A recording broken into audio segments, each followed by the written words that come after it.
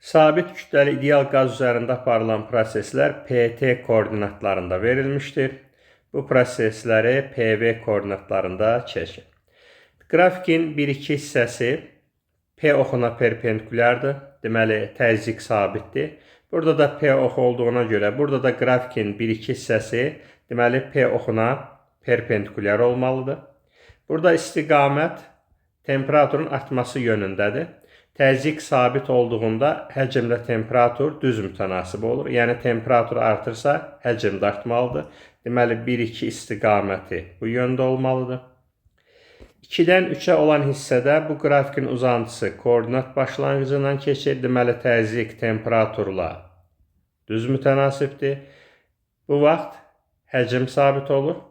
Həcm sabitsə, deməli, qrafik V oxuna perpendikulyar olmalıdır. 2-dən 3-ə getdiyində təzyiq artır. Deməli, qrafikin 2-3 hissəsində qrafik V oxuna perpendikulyar olmaqla istiqamət yuxarı olmalıdır 2-dən 3-ə. 3-dən 4-ə gedən hissədə qrafikin uzantısı, bax, görürük, T oxuna perpendikulyardır. Deməli, temperatur sabitdir. Temperatur sabit olduğunda təzyiq və həcm tərs mütənasib olur. Deməli, 3-dən 4-ə gedən hissədə təzyiq həcmlə tərs mütənasibdir və təzyiq artır. Burada da təzyiqin artdığı görünür. 4-dən 1-ə gələn hissədə, bax, bu qrafikin uzantısı koordinat başlanğıcından keçir. Deməli, təzyiq və temperatur düz mütənasibdir.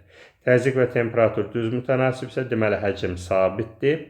Yəni, qrafik V oxuna perpendikulyar olmalıdır. Təzyiqin azaldığını görürük. Deməli, qrafik aşağıya doğru olmaq şərti ilə V oxuna perpendikulyar olmuş olacaq. Deməli, qrafik bir nöqtəsindən başlayıb yenidən bir nöqtəsinə qayıdıb. Burada da eyni ilə bir nöqtəsindən başladıqdan sonra yeni də bir nöqtəsinə qayıdır. Deməli, bu şəkildə bir qrafik alınır.